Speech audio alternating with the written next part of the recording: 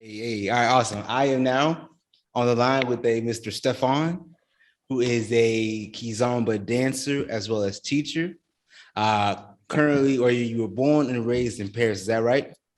Exactly. That's it. Exactly. Awesome. I found you on Instagram, man. You have some really cool Kizomba videos, man. I really enjoy them. Thank you very much. Of I course, appreciate it. man. Yeah, I really enjoyed your footwork. I thought you had some really nice footwork. Thank you. Yeah, man, definitely. Yeah, man. So let me ask you this real quick, man. I have never had a chance to visit France. I would love to hear. Oh, Tell me about your childhood growing up in France, man. What was that like for you? France. My childhood was okay. Was nice. Like first of all, when I was younger, I had nothing to do with dance. Okay. I just I did a lot of um I don't know if you know Taekwondo. It's like fight sport and whatever. I did this for 11 years. This was all my childhood. I did this. And yeah, that's it. That's all. Nothing related to dance. Then one day I started to go to dancing. Okay, I understand, man. I'm curious, man. So I definitely want to get into your Taekwondo, but tell me this, man. How important was music growing up in your household? Oh, music. I always loved music. Actually, I played the drums. I played drums for a couple of years. I played in a band, jazz and funk, that type of music. I was always interested into music. I also learned by myself how to play the piano when I was younger.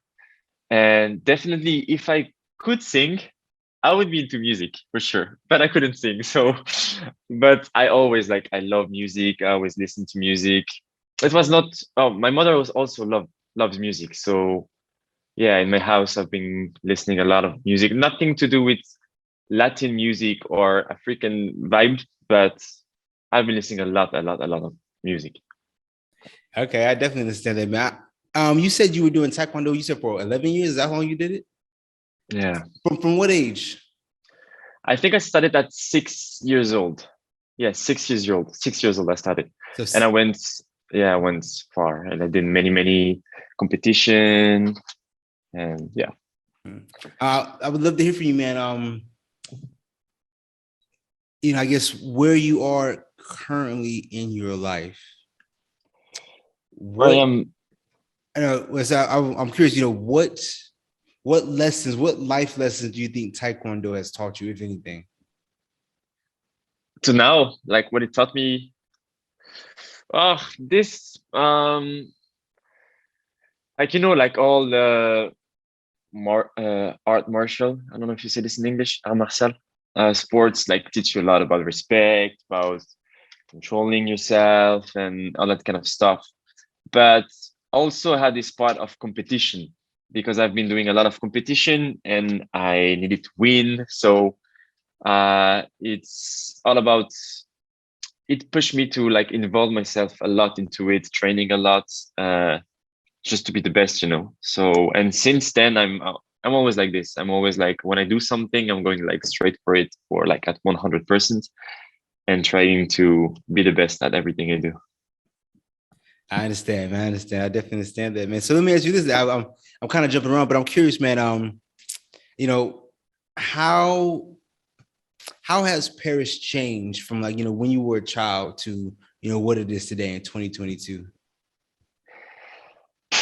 Change. Are you talking about what kind of subject? Dance wise or just However you want to answer that. How has Paris changed? for me, it didn't change. Like I'm not a huge fan of France, of Paris, because I've been traveling a lot and I realized that I think my place is not here in France,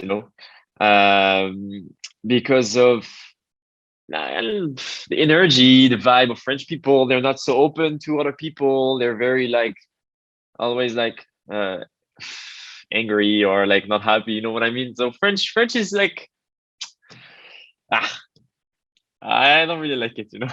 So I've honestly I've heard that I guess it's like a stereotype that French people can be very like snobbish, very standoffish, especially with like the French language.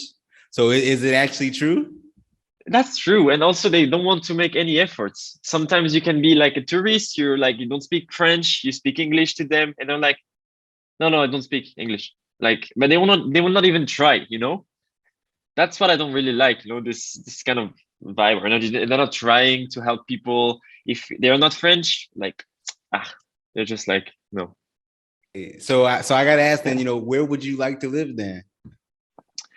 Uh I think I my heart is a bit in Spain. I love Spain. I've been a lot in Spain because I had like a relationship with a girl that wasn't from Spain, so I went a lot, and I really, really loved it. I love the energy there. People are more friendly, and I love the cities, the vibe, the sun. So that's different, man. I'm from the USA, man. So Yeah, you speaking about all these like European cities, man, it's very amazing. I'm kind of jealous. of course. Where are Yeah. you from in the USA? So I mean, right now I live in Guam. Have you heard of Guam? It's in the it's near in the Pacific Ocean. It's near like Australia. Okay. Yeah. I'm in the military. So right now I'm over here. I'll be here for another 2 years, another year. But Oh, I'm originally from Virginia. I don't know if you ever heard of Virginia. yes, I heard about it. Okay, Okay. okay, yeah. Actually, I went once in the USA. I went in Boston. I did the Boston Kizomba Festival with CJ and Bruna, and I went also to Minnesota, Bailame Festival, I think so. I did. I was also booked there, and it was So nice. And I met people from the USA, and I really loved it. so let me ask you this, man. We'll get right into it, man. Tell me, how were you first introduced into dancing? How did that come about? After doing, Taekwondo, how did you get introduced? Okay, that's a typical story, you know. I met a girl that was a dancer. She was a dancer, like a salsa, bachata, kizomba dancer. I was a relationship with her, and she kind of showed me the basics, but she didn't really want me to go into the scene. You know, she was like, "Nah, I can show you some stuff, but you don't have to," you know. But at the end of the relationship, I really got interested into more kizomba because I loved to listen Latin songs a bit, like I love reggaeton songs, and then the kizomba, the rhythm behind was close to it. So I got interested into kizomba, and then I realized that I had a friend or a girl I know that was a teacher of kizomba, and I asked her like, "Are you doing classes?" And she said yes. So I went to her classes, and it's the fact that I saw that I was my level got better and better and better, like very fast, that I realized, oh my god, I can be good at this. So I kept doing it, like, and then that's it. How long ago was that? Was your first class? I started dancing 5 years and a half now. Okay. Okay. So let me ask you this. I wanna go back to Stephane, 5.5 years ago, man. Tell Yeah. me this. What was your beginner stage like? I was bad. Okay, so first of all, I'm someone that is very shy. I was way worse before. So it was very hard for me to dance kizomba. You have close connection with a girl. For me, it was like, oh my god, how I can manage this. And I'm also kind of perfectionist, meaning that if I don't do something good, I don't like it. So I was very uncomfortable when I was a beginner because I knew I was not good enough. So it was very hard, and but I just like kept doing it, and then I saw progress. So I was like, I need to keep being better. And so with time, I felt more comfortable. Okay. So let me ask you this then, man. I think that beginner stage is something that we all will experience in all a lot of aspects in life, man. But we'll stick to this dancing. What advice could you give to someone who is in that beginner stage right now and they feel like giving up? Whether it be salsa, bachata, kizomba, Brazilian zoo, whatever it may be. What advice could you give them? Yeah, I think it's always easy to say and hard to do, but like uh they need to know that everybody that is at the level I am now, or even people that are better, or like when you're like very good, we all went through this stage. So it is possible for everybody.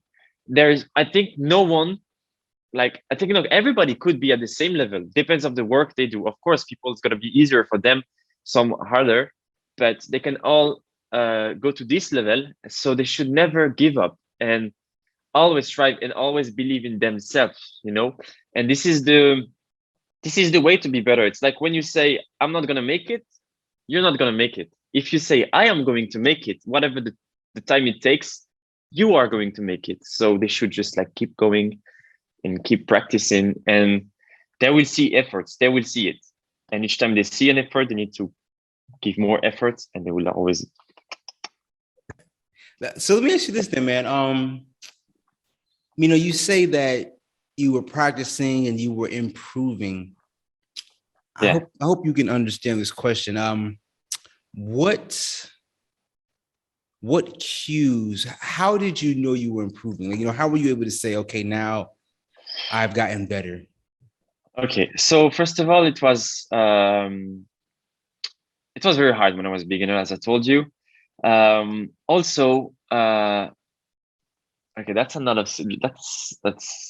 subject, but when you're in the Kizomba world and you're a white guy, often you see as a beginner or as a he doesn't know how to dance.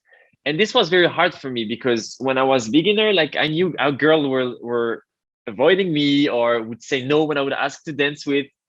And for me, it's when I was dancing with a girl and she was like, "Oh, you dance good."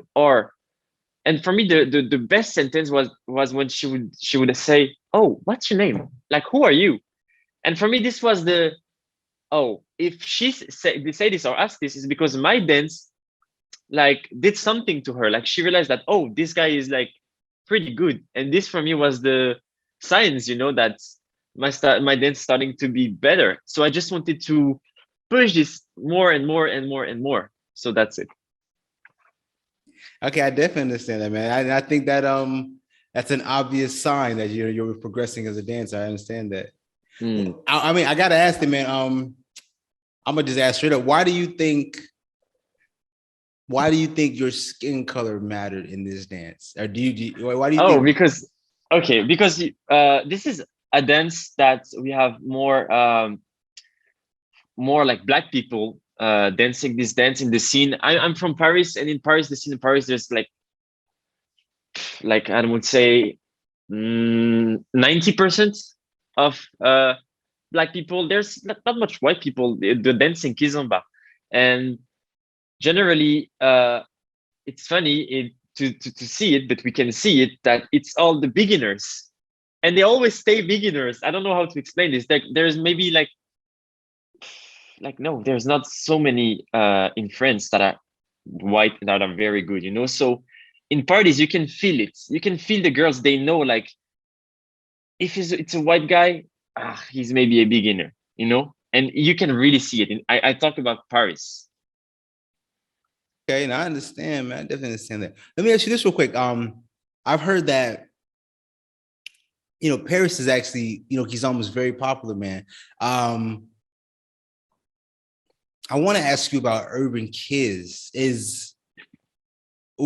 Talk to me about Urban Kids. I believe Kizomba and Urban Kids are both popular in Paris, correct? Yeah. So yeah, talk to me about that real quick, because I know there are two different styles, correct? Exactly. Yeah. So I guess which one is more popular then? It's a big war in a way that people are more Kizomba, people are more Urban Kids. I think Urban Kids came more and more becoming how you say this in mode, like a trend. Yes, a trend, becoming a trend. And so we started to have way more Urban Kids in Paris than Kizomba. So I think now in Paris it's a bit more of Urban Kids than Kizomba, even though there's still a lot of Kizomba, and it's a lot of fight of like many people complain now that there's too much urban keys and not enough kizomba. So it just like went up, and then now people complain they want more kizomba. What do you consider yourself? I'm, of course, like everybody would tell you, I'm more urban keys than kizomba. But for me, all of the basic, and for me, this is for me, according to me, of course, many people would have different ways of thinking. But for me, urban keys, of course, it's another dance that came from kizomba. But I would say that all of the basics needs to be respected. All the kizomba basics needs to be respected in order to then open yourself into urban keys. But there is some things that you need to keep. So I love kizomba as basics, and of course I use another energy and other steps, particular steps into urban keys. But I'm a bit more urban keys, of course. Okay, so I gotta ask you this, man. For people out there who may not know, can you put into words, what or how does urban kids and kizomba, how do they differ? Can you put that into words for me? Of the difference will be, first of all the music are different. Urban keys are more like electronic music or remixes of music that are already known. Also, people dance urban keys on music that are not even kizomba. Also goes to Montbaton style of music. And about the dance, it's all about the attitude. The attitude change is more urban attitude. It brings also other dances like maybe hip hop. There's a lot of isolation. There's some, yeah. Some people can say it's more robotic in a way, but like I don't really love this because I like also the flow. When the dance is a bit flowy. So it's a wide world, urban keys, and many people are there. It's like this is urban keys, and they're urban keys robotic. Urban keys very like more flowy, like Afrobeat. It's a very wide world, and kizomba, it's all of the roots of kizomba with all those like kizomba songs that we have for years, also Portuguese and all of this kind of stuff. Talk to me about the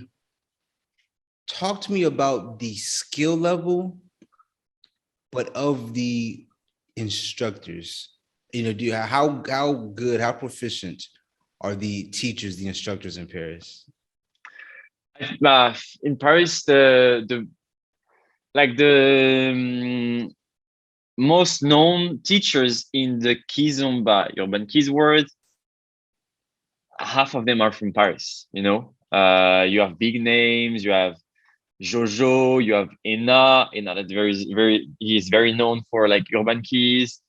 From kizomba, there is still like Felicia and Isabelle. But like there's so many big names, and they are all from Paris, so they're very known to be also very good. Why do you think Paris is like the hub, I guess, right now for? Well, I know it's big in Portugal. Yeah. But why do you think Paris is kind of like? I always say Paris is big in he's almost urban kids are big in Paris. Why do you think that is? I have no idea. I cannot explain it because I arrived when they were all already teachers. So because I'm only dancing since like 5 years, and they're into the scene since I think 10 years already, and they keep at the top. I'm still at the top, like they're since years. So I arrived as a beginner, and they were already there. So for me, I was like surprised. I was like, oh my god! So the best one are from here. So that's like that's gonna be that was also good. I was thinking that, oh, it's good. Paris, we have a good level, but that was also challenging because I am growing in the city where are the better like dancers. So I need to improve and improve more so I could like reach, the top. So it was also challenging. Talk to me about the social dancing scene in Paris. What is that like? Social, that's okay. I was going out often to dance. You need to know that in Paris there is party like every single night. Monday to Sunday, there is different parties, and sometimes you have 2 or 3 parties the same night. Okay, because there is Paris and there is all of the suburbs. So it's huge. It's huge. And there's a party here, here, here, here. So there is a lot. So it's sometimes even too much.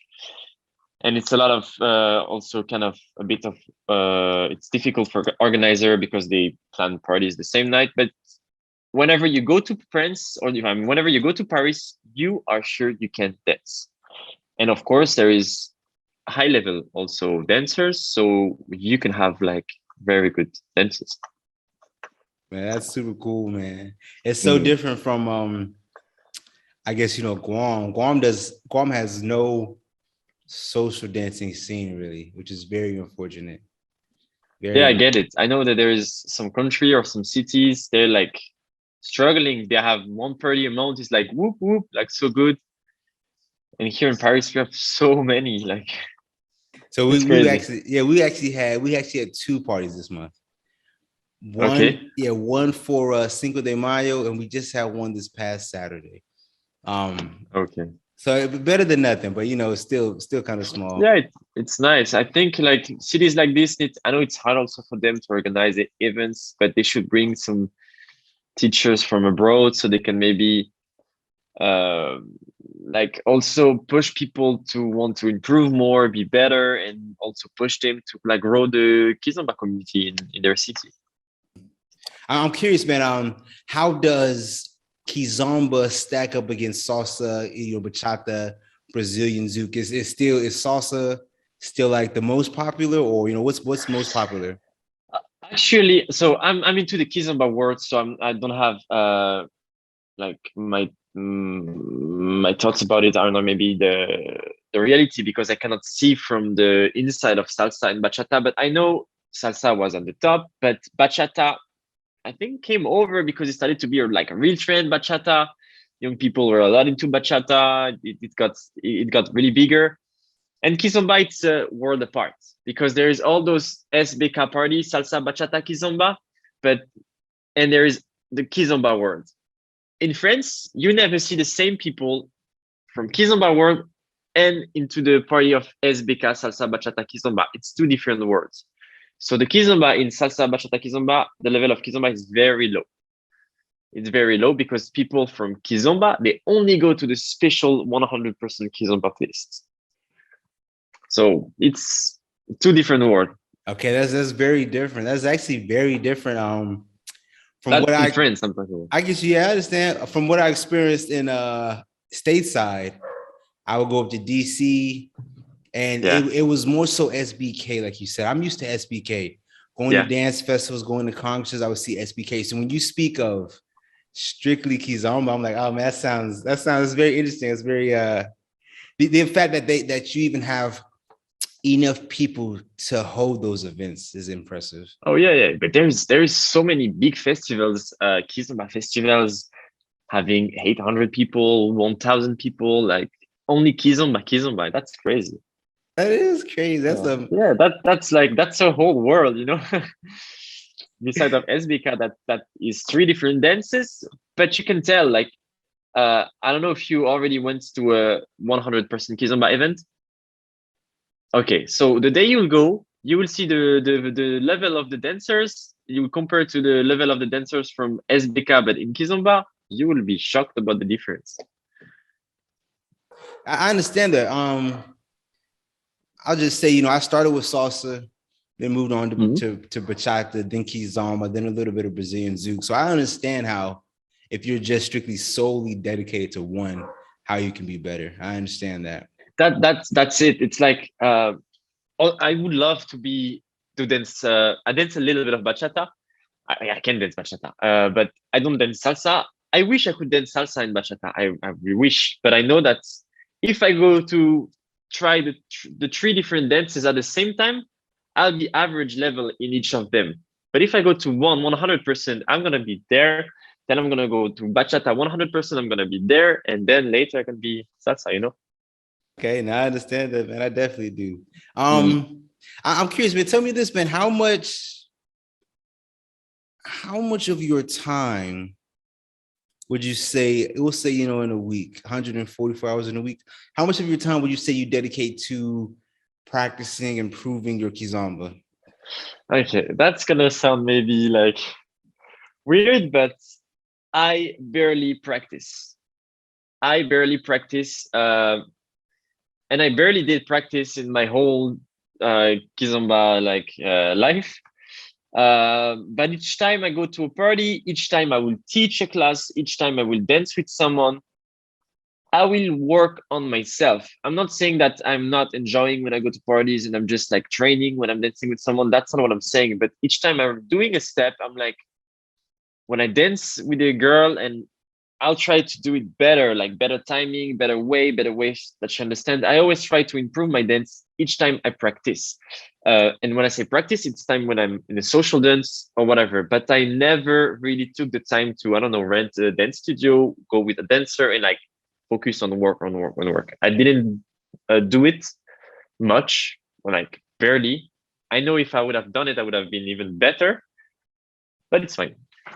So I'm curious, would you consider yourself a, a school taught, a class taught dancer, or would you consider yourself more so like, a social dancer, like you learned in classes, or you learned in the social dance setting at parties?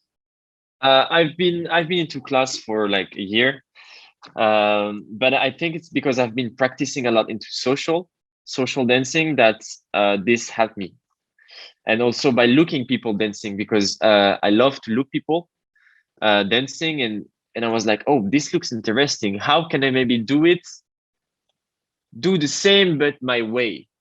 So I would try to do things, maybe change it my way, and just like trying to each time I want to make my leading the most perfect I can. So my partner is always comfortable. My partner like really understand. I need the timing to be perfect, the precision to be perfect, and this makes the difference. All right, man. So I got a lot of questions for you then, man. I Yeah. want to try and simplify this though. Um, so you went to class for a year, and so I guess other time is just strictly social dancing. Would you recommend that for somebody else? I'm just curious. What I will recommend for some, because we are all different, and I know I'm this kind of person that's always like focus how to be better. But this goes also into social. It's not the best thing to do. So I'm not saying it's the best thing to do, but this is how I work. What I will recommend to people is to take classes into dance school, because there is different classes. If you go to a festival, there is a type of class. If you go to a party and there is a workshop before the party, it's a type of class, but nothing is better as classes, regular classes in a dance school, because you don't learn the same way. So I recommend people to, because I work into 3 different dance school, and I recommend people to come. And if they come, I promise them that they're gonna like really, really, really improve if they follow class regularly and those kind of classes. So this is what I would recommend them to go to regular dance classes in a dance school and also practice a lot. Okay. And also, now I'm going to talk for leaders, but as a leader, to always re-question themselves instead of thinking that they're dancing with a girl that is not good enough. Because whatever the level of the girl, they should have a perfect leading. If there is a mistake into the dance, it's because they did something wrong. I always ask them to put themselves, to question themselves. This is how they will improve their dance like better and better. That's something I've always heard, man. It's always the leader's fault. That's definitely something I've always heard. Yeah, I often say this in my classes. There is the rule of 98 and 2. 98% is going to be the fault of the guy. 2% will be the fault of the girl. The 2% for the girl will be the anticipation. If the girl anticipates a move, it's going to be her fault. If the girl has a bad technique when she executes a move, it's going to be her fault. So the only thing that girls have to do is that to master their technique, to learn different things and how to answer properly to a leading, and also to never anticipate. And if they do it correctly, it's going to be 98% of the leader's fault. He needs to make sure that he adapts his dance to to his partner. He needs to make sure everything he does in a good timing. He needs to make sure that he doesn't put enough too much pressure. He needs to make sure that his partner is as the most comfortable that he can. Okay. Okay. Man, I feel like we could go in so many directions, man. But let me ask you this, man. I would love to hear from you. Tell me, in your opinion, what, and you might have already said this, honestly, with the 2%. But tell me, in your opinion, what do you look for in a good follower? You know, in your opinion, you know, what qualities does the best follower have? Okay, for me, the best follower. Okay, that's something else. But as a follower, what I love. First of all, I need her to have a proper technique Okay. and to not anticipate. Like as I told you, the 2%. Uh-huh. If she has this, it's perfect. I love also when I dance with a girl that I feel that she's involved into the dance. That she's not like thinking about something else or looking left and right. But I love when I feel her connected. That she really wants to respond to my leading. That she's also trying things maybe when I let her space, like she's like dancing also, like I need her to be really involved, and we create something, like we create a real connection. And this for me, it's the beautiful thing of the dance. It's just not only like executing some move and then that's all. It's like really being involved and try to understand the leading of your partner, and me as a leader try to understand how she reacts, and we just like try to both connect. Let me ask you this, man. You know, dancing Kizomba now for 5.5 years. Can you put into words, you know, what draws you to the dance? How or why has this dance been able to keep your attention for this long? You know, why do you like it so much? As I told you, when I do something, I like to do it 100%, and I want to always be better and better. I know that I didn't reach my limit right now in my dance. I can be way better. I am way better than before, but I know I can be way better. And also, it's also a dance, because I say Kizomba, I talk Kizomba, but when I say Kizomba, it's the wide world with urban keys and everything, but it changed all of the time. And I also see this, and I like to adapt myself to it, and I like to know which direction I want to go, and push my dance into that. And that's why I'm still here now, and also because now it's my main job. I'm a dance teacher, so I need to like keep being into it and not just like sit on my, I don't know how you say this in English, but sit on what I have. So I know I'm a dance teacher, I have my dance school, so now I don't like practice, I don't know. You always need to improve, to be better, also as a dancer, also as a teacher. Like we always learn. Okay, I talking about becoming complacent, and I understand that, man. I want to definitely talk about your teaching career. Let's just go into it, man. I would love to hear from you. Tell me about your beginner stage in teaching. What was that like, learning how to teach? Whoa. So actually, nobody never taught me how to teach. My way of teaching now, it's the way I am exactly teaching my students, the way I process things, the way I understood things, the way I see things in the Kizomba scene since I'm a beginner.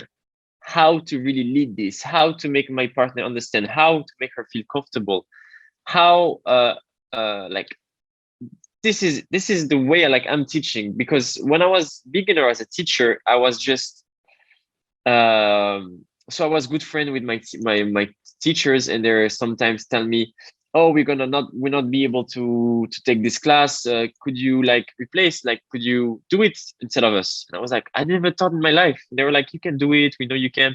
So this is how it started. So I was in front of many people, and I did my first class, and my first class was shit, but this is how you learn. So I realized that, okay, this is not the best way. I should take time to make them practice more. I should make them change more. Like there are so many things you need to think when you teach.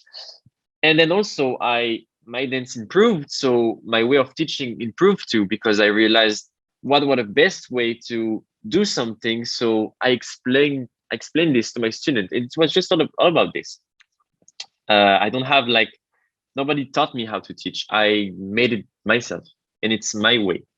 And now what I say to my students, that I work on logic. For me, this is the most logical way to do things. If you think there's another way that is more logic, or if you went into another class, another teacher who told you something different, I ask them, what do you think it's the more logical? And if they think it's the other one, I could tell them, but so keep what the other one says. I will never say that other people are wrong, but this is my way of seeing things. And you students, you decide what you want to do. So that's how I do. But it was hard at the beginning. Let me ask you this, man. Mm. I would love to give some advice to some leaders out there, man. So I'm actually taking Kizomba beginner classes again. I'm helping a guy teach. Talk to me about frame. Okay. So about your frame in Kizomba, first of all, you need to make sure to always have your shoulders parallel with your partner. Okay. Always looking straight, because if there is even, like this is parallel, if there is one like this will open too much and the direction will be wrong. This is something, first of all, very important. Also something else, it's to always try to respect the direction, where you go and know where you are into the space, so when you start whatever step or whatever routine, you need to know where you started it and to know where you want to finish it. That's also a good advice I give to my students. And yes, and then you need to have the right tension when you want to give information as a leader, and also precision and timing. So precision, it's all about timing, and it's about when you give an information, it's like do it, not like hesitate. It's like I do, and on the perfect timing makes precision. It's not about strength when you lead something. You should never have strength when you lead anything. Okay. I when you say precision, I hear like confidence, like we're going to do this, but I understand what you mean. Yes, it's a precision. For me, it's timing and confidence. It's Okay. like I want to do like this now. It's not like and not sure when. Like it's now. This is gonna be precision. It's not about strength. It's about like now, and this is precise. This is how I do like all my stuff with my steps and whatever. When I go left and right in direction, it's all about timing and confidence when you're leading. Real quick, talk to me about the Kizomba basic step, as well as can you speak on the weight transfer? Can you speak on both of those things? Okay, there's something that someone told me when I was a beginner that was very hard for me, is that you need to take the energy off the floor. Okay, so that's something someone told me, and I was like, what does it mean? And I think I needed 1 year to understand. It's that like you need to like somebody often when I see beginner dancing and they are dancing like on the whatever on the floor, they're dancing and it's like the floor is hard and they're like just stepping on it, and you need to bounce a bit like this when you dance. So you need to go down, bend your knee and straighten them. So make this do. That's beginner. It's hard to do. Beginner, we go more up from the floor. We just go up, up, up. No, you need to go down and up. That's something like I needed time to understand, and it's from Kizomba. This is Kizomba basic, and it's all about weight transfers. Like when you weight transfer, so it's all about your hips. You sit on one leg and really go down and push up. So that's the key. Okay. And I want to ask you this question, man. I think I know the answer to it, man, but for someone who is struggling with that basic step, man, they're struggling with that weight transfer. Is the answer just to practice more? It's to really like understand also how to do it, because so many people, when I know my students, when I say you need to transfer your weight on front, they bend like this. And I'm like, no, the weight is not about the upper body. It's all about just down here, below here. It's all about your hips. And I give them the image of it's like when you wait for the bus and you just sit on one leg and you're like this. When you take your hip out, this is how you weight transfer. So you right transfer on this side, then on this side. It's all about the hips, not about the to bending over like your upper body or your chest. Yeah, so it's not about leaning forward or backwards. It's about Exactly. So of course, then practice. But first of all, they need to understand this. They need to have the information and try to process it, and doing it. And by doing it, understand the difference with their body, like when they do it wrong or when they do it correctly. That's it. So let me ask you this. I asked you the question about, what makes for a good follower in your eyes. I don't know if you can answer this, man, but let me ask you this, what traits, what characteristics do you think that a good and competent lead have? What makes for a good leader? What makes a good leader? It's when the leader dances for his partner and not for himself. That's all. Yeah, I can see them. I can go to social. I look at people dancing. I can tell you this guy is dancing for her, and I can tell you no, this guy is dancing for him, and this makes the whole difference. And it's also another thing. That's the first thing, and the other thing is that guys needs to master the basic, and instead of trying the different tricks that they don't really do correctly. And I'm telling all my students, like, you can try to do whatever you think it's cool because you saw it. But if you don't do it good, I'm telling you that I'm going to go behind you, dance with the same girl, and I'm going to do only walking. And she would prefer to dance with me than with you. And they're like, and of course, and all of the girls were like, true, because you need to better to have good basics than all the tricks that you don't do really good. Okay. So master your basic, then try to do tricks, then master your tricks. So order. I want to go back on what you said first, man. I think I know what you mean, but for people who may be confused, when you said, if a leader is dancing for himself or for his partner, what do you mean by that?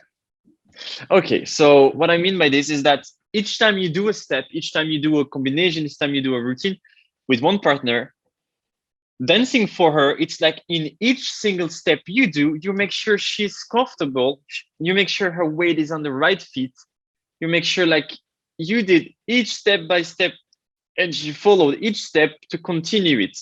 And sometimes I see guys just doing it and I can see the girl is not even the good weight and the good fit, and it just misses all of step, but the guy just did it. He did his step correctly, and you will just think that she's a bad dancer because she didn't follow. But that's the mistake here. He is the bad dancer because he didn't make sure that she was correctly dancing is too. It's 50-50. Sharing. This is important. I understand that. I definitely understand that, man. I definitely understand. Let me ask you this, man. Talk to me about musicality. Musicality? Ooh, musicality is important for me. Of course, at the beginning, it's not that important for me. I mean, I'm talking about level of musicality. At the beginning, it's important to dance on the rhythm, to be able to follow the rhythm and to do your step on the rhythm. That's the basic of musicality. And then, if they want to master their dance, it's when they're capable of doing their step on the music, to really listen the music, catch some parts that are coming back often, the same pattern, and try to do their step on this pattern. Also being able on dancing on different lines of the music. Maybe you dance on the beat, maybe you dance on the voice, maybe you dance on whatever instrument. And this will just make your dance go on another level.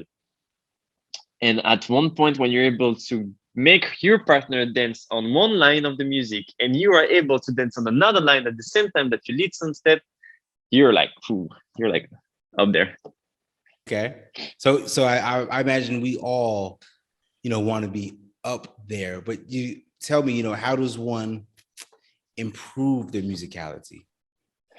It's all about, first of all, listening to music. Sit, put a music and listen to it, not just listening to noise, listening to the music, It's like in French, we have two different words. We have, oh no, in English too, it's like hear something and listen to something. Exactly. It's not about hearing the music. It's about listening to it, like really deep, and understand, like, okay, there is the voice. Okay, there is the piano behind, there is the beat behind.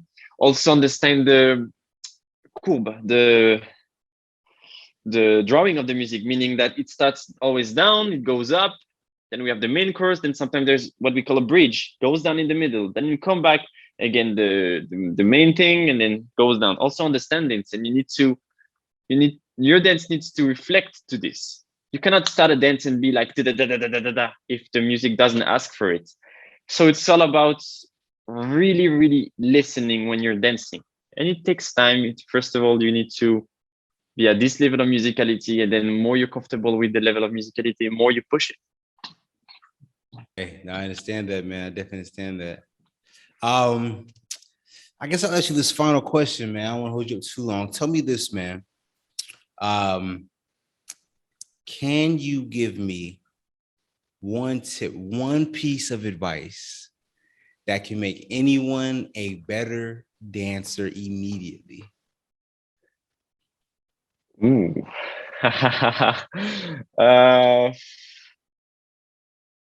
Advice that can make them be a better dancer immediately.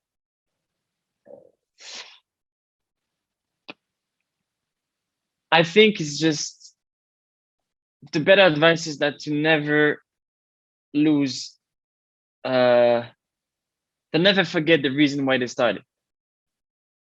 I think that's important. That's important. And also, second thing I would say is that to always, because of course, when you start the dance, you love it, and to never lose this. Try to always keep the love you have for the dance, and that will make the difference. Because sometimes you can have moments where you're down, when what we talked about, like when you realize, I'm not good enough, I can make it. Don't forget why you're here, always keep the pleasure. And if you have this pleasure, you will feel it in your dance also. And this is how it can help you improve also. I understand that, man. I definitely do.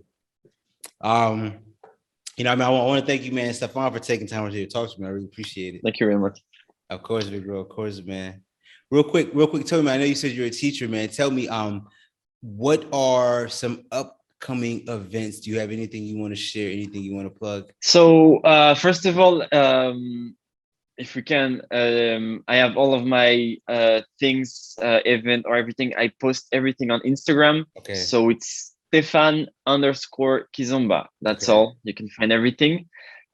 Incoming events, I have many events in France here, but international events. The next festival I have, I think it's in 2 weeks. It's Barcelona Temptation. Okay. The festival will take place in Lloret del Mar in Spain. So search on Facebook or Instagram or whatever, you will have all the information. I'm gonna give classes there, and then I have another event. I have many events in Spain during this month, and then everywhere. Okay. So yeah, I understand, man. I'll make sure I put your Instagram handle and your YouTube page. I'll put that in the description, man. Yeah, I need to put more content. YouTube is like I created not so long ago. I have not much, but Instagram I have everything. It's my main social media with Kizomba. I also have Facebook, but it's not enough. Like Facebook is not working enough as Instagram lately. So Instagram, you have every single thing. Let me ask you one more question, if you don't mind, real quick, man. I know you say that, there are some amazing instructors in Paris, man. And I know you teach, man. Talk to me about the competition for students. What is that like? The competitive nature between instructors, man. What is that like? You want me to tell you the competition between the teachers? Exactly, bingo. Oh yeah, the competition to get students, but more so the competition between instructors. Yeah, exactly. Okay. It's hard, Okay. because like it's like me. It was a bit hard, and it's still I can still feel it. But whatever. This is life, When you arrive out of nowhere, and like people are like only talk like a lot of people are talking about you, and you're a teacher, and you see this, and you're like, who is that guy? And when I arrived into the Kizomba scene as a teacher, I know that I was not really liked by other teachers, because of course they see you as a instead of helping you, some will see you more as Competition, right? a competition. Exactly. I'm not into that. Like I respect all of the job of all of the teachers. Some I don't like their style, but that's fine. I'm allowed to like or not like. Some I really like what they do, but I am doing what I do. I'm not.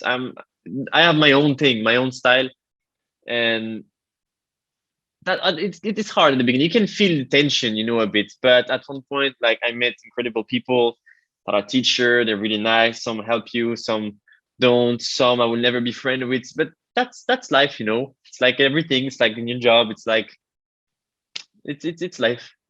And as a student, it's different because it's all about wanting to be the best. But some people are just dancing just socially. They don't try to really want to be the best. But I think as a student, it's good competition, because it pushes you to be the best. And artists also, as a teacher, I think also, because when I see people, they don't really like the fact that you came as a teacher, so they want to show more. And I'm like, I'm gonna show you that I can be here too. It's competition as bad things, but are also good thing because it pushes you always to be better. So it's fine. Okay. Oh, I gotta ask, man. I'm sorry, man. Real quick, tell Oh, me. You said you're a full-time teacher, right? You're a full-time dancer. a full time, yes, yeah. So okay. So real quick, man. Real quick, tell me this, man. What are some things that people may not know about the life of a full-time dancer? Full-time instructor, someone who earns their money from dancing. Um, of course, there is all of the good part, meaning that you do what you love. Like you're paid for dancing when people just pay to dance. So that's good, that's beautiful. Also, I traveled everywhere in the world. I went 5 times in Russia, 3 times 2 times in Japan. I did all Europe. I went to the States.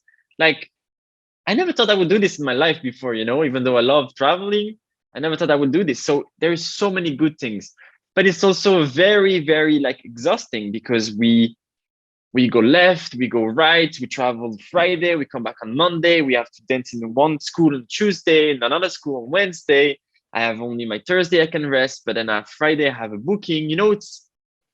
It's hard. Like it's a lot of energy. You don't really sleep well, you don't really eat well sometimes. So I'm trying to eat healthy, I'm trying to train, to go to the gym, to have like a healthy life inside of my dancer like teacher life, because it's very difficult to maintain a good routine with all of this. But there's many good points, and it's also very hard in a way.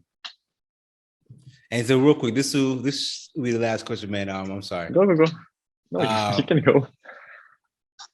for someone who aspires to be in your position, man, what does it take? What sacrifices, what requirements must be made for someone to, live the lifestyle of a full-time teacher, full-time instructor? It's a lot of investment also, and also you have two different life. You have your life at the beginning. I had a normal life at the beginning. I was selling cars. I worked into Mercedes. I worked in Alfa Romeo, Jeep. Like I was selling cars before, and I had a normal life. But when I enter into dancing life, it's like I enter in another world. So I don't really see my life. The people I had before, my friends of before, I don't really see them. I'm really like I'm diving into a new world with other people. So it's hard to have another social life out of dancing. And yes, I don't know where I wanted to go with this, but whatever. I think I understand. I think you're saying that, man, you became obsessed with it, right? You kind of Yeah, it's just like it's a whole other world, So the sacrifice is this. Yeah, you were asking about the sacrifice. And it's also hard because when you don't have for many things, also in France, if you want to buy an apartment, you need to have a job that gives you like how to explain this. When you have your salary every month, it's different here. And as a teacher, you need to have 2 years of activity to maybe buy a house. It's like there's many things you need to take in consideration. You really need to also make enough money, and there's many things about to have a normal life as a dance teacher. It's takes time. It really takes time. Okay, so time, dedication, obsession. I understand. Yeah, exactly. I understand, man. I said it before. I want to say thank you, man, Stephane. I can tell. I really enjoy watching your dance videos. I can tell you're really good, man. Thank you very much. Of course, big bro. Yeah, man. So I wish one day I can meet you and we can talk in person. Hey, I would love that, man. I would show you some tricks. Hey, I love to, man. I would love to come to Paris, man. I know you spoke about oh man, you said his name. I'm blanking on his name. Yeah, you said I've had him on the show. I'm blanking on his name. Jojo, Ena. Yeah, not Jojo. I want Jojo on the show. Jojo, Felician Rosa. I've had Felician on the show. Cool guy. He's really good. Oh, Felician. I've had him on the show. Yeah, I'm trying to get his wife. I'm trying to get Jojo on. Jojo, he's a busy man. He's a very busy man. Yeah. I'm trying to get him on. But yeah, man, I saw your dance videos. I saw you on Instagram. I said I got to get him on the show. I'm so thankful you said yes. I really appreciate that. No, it's my pleasure. Okay. But whenever you come to Europe, just text me and whatever. If I'm free, or I'll try. Hey, perfect. I really appreciate that. Real quick, last thing. Do you have any last words you want to say before we close this episode, sir? Last word, first of all, thank you. I want to thank you because for you, the interest you have in knowing, wanting to know more about like me and the dancing around me. So that's very nice. And yeah, that people that are dancing just like never lose their love for dancing and never stop believing in themselves. They're good. They're gonna make it. Wherever they want to go, they're gonna be.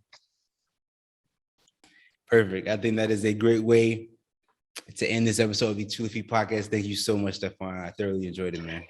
You're welcome. Hey, big bro. Take it easy, Stephane.